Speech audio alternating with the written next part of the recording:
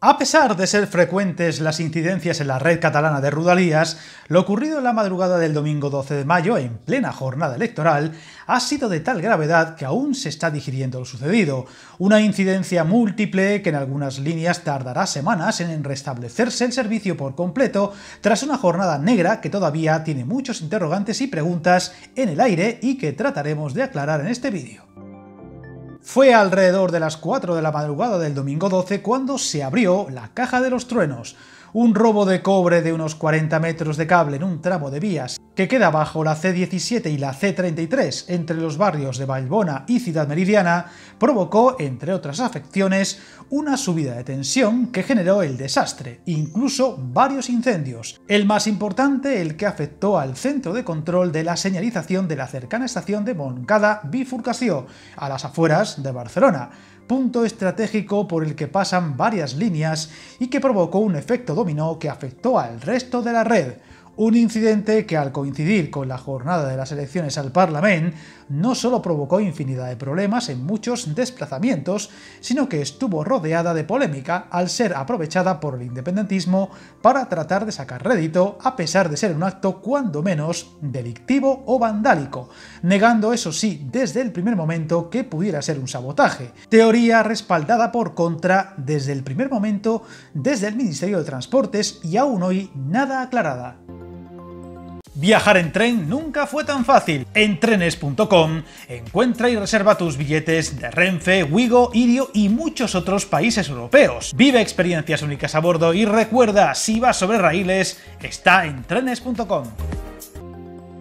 Ahora el problema es restablecer el servicio con normalidad, cosa que se irá logrando por fases y sobre todo por líneas, ya que todas las que pasan por la estación de Montcada Bifurcació podrían estar semanas, incluso cerca de 2 meses, sin lograr el 100% del servicio, como pasó en un incidente muy parecido en Gavà hace un año. El resto de la red debería ir volviendo poco a poco a la normalidad, pero con dificultad, ya que el efecto dominó causado por lo ocurrido el domingo no será ni fácil ni rápido de solventar, a pesar del esfuerzo de muchos profesionales en todos los ámbitos ferroviarios para lograrlo desde el primer momento. Las líneas más afectadas son la R4 Nord, la R3, así como la R7, que por ahora se quedan sin circulación, es decir, las que pasan por Montcada Bifurcació. Respecto a la R1 y la R4 Sud, que se han visto afectadas por daños colaterales en los túneles ferroviarios de Barcelona, han ido volviendo a la normalidad a lo largo del propio lunes, tras muchas horas de trabajo. Hasta entonces, la R1 circulará entre Massanet-Massans y Badalona, donde enlazará con el metro, y la R4 Sud, que viene de Sant Vicenç de Calders, dará la vuelta en l'Hospitalet, y por su parte las R8 y R2 no tendrán problemas. Para tratar de paliar el trastorno, Renfe, Adif y la propia Generalitat han diseñado un complejo plan de transporte alternativo en las líneas más afectadas. Lo cierto es que aunque la idea del acto premeditado y la intención de poner patas arriba el sistema en una jornada tan delicada sigue sin estar confirmada, la gravedad y detalles de la afección, así como la fecha, dan para pensar mal. De hecho, desde el propio ministerio se ha apuntado a esa hipótesis desde el primer momento, con la frase textual de "el robo de cable de Montcada buscaba hacer el mayor daño posible", añadiéndose también que los incendios posteriores, lejos de ser daños colaterales, se contemplan como provocados, buscando la mayor afectación posible a toda la red, recordando eso sí que por ahora no deja de ser una teoría más, por muy plausible que pueda ser, ya que el robo de cable en Cataluña es más que frecuente, así como otros actos vandálicos de diversa índole, con o sin intención política detrás.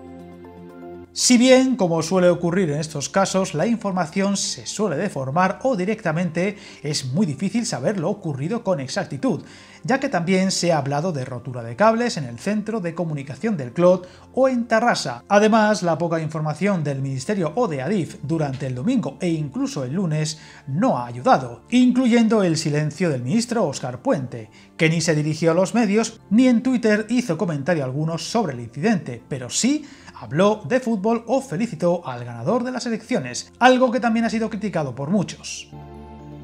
Ahora queda por delante lo más difícil, restablecer el servicio y dar respuesta clara a lo sucedido, ya que la teoría del sabotaje, siendo muy plausible dado el contexto y lo sucedido, no es la única, pues el robo de cobre se ha convertido en algo habitual en instalaciones ferroviarias, siendo Cataluña, por los motivos que sean, la zona donde es más frecuente con mucha diferencia, estando detrás de múltiples incidencias incluso en la alta velocidad. Lo otro que debería corregirse lo antes posible es evitar que un acto similar, sea provocado por ideas malintencionadas o por simples robos, pueda llegar a afectar a tantos servicios y viajeros y llegar a poner patas arriba toda una red como la barcelonesa, ya que uno de los incidentes que se investigan es el de los incendios y por qué no funcionaron los sistemas de seguridad para evitarlos en casos así. Lo que queda una vez más que claro es que todavía queda mucho por mejorarse en la red de Rodalies, con o sin lío político por detrás, y que habrá que hacer los cambios e inversiones necesarios